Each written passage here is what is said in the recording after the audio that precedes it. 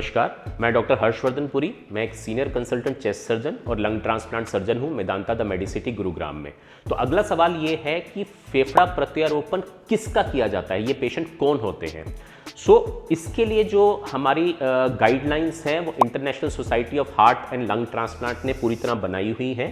ये वो पेशेंट्स होते हैं जिनको फेफड़े की एंड स्टेज डिजीज होती है। एंड स्टेज डिजीज से माने कि वो बिल्कुल अब फेफड़े उनके खराब हो चुके हैं।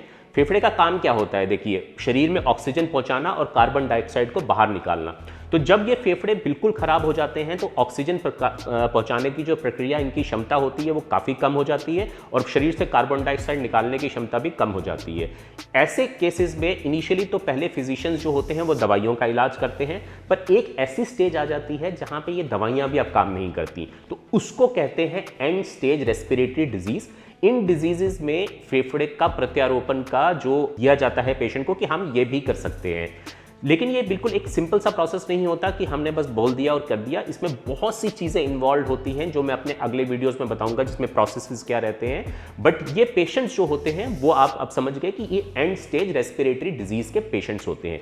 कौन कौन सी डिजीज इस पे क्वालिफाई करती है, तो मोस्ट कॉमन आपने सुना होगा सीओपीडी नाम की डिजीज है, जिसको क्रॉनिक ऑब्स्ट्रक्टिव पल्मोनरी डिजीज कहते हैं, जिसमें फेफड़े बैलून की तरह फूल जाते हैं सिगरेट स्मोकिंग की वजह से, पॉल्यूशन की वजह से या कुछ जेनेटिक फैक्टर्स की वजह से।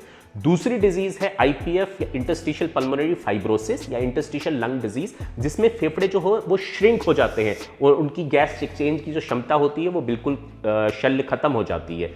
तीसरी डिजीज आपने बहुत कॉमनली सुना, इन्फेक्टिव डिजीज, जैसे सिस्टिक फाइब्रोसिस या बाइलेटरल ब्रोंकाइटिस, जिसमें दोनों ही फेफड़े पूरी तरह से इन्फेक्टेड होते हैं और खराब होते हैं।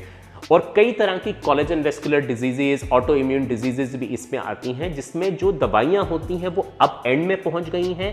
पेशेंट की हालत दिन बर दिन बदतर होती जा रही है, उसको कई बार अस्पताल में इसलिए एडमिट करना पड़ता है कि उसको रेस्पिरेटरी डिस्ट्रेस होता है या रिकरेंट इन्फेक्शंस होते हैं। इन पेशेंट्स में हम जो है ISHLT की लेट गाइडलाइंस के अनुसार उनको फेफड़ा प्रत्यारोपण के लिए तैयार कर सकते हैं। ये किया कैसे जाता है मैं अपने कुछ अगले वीडियोज में आप लोगों को बताऊंगा। धन्यवाद।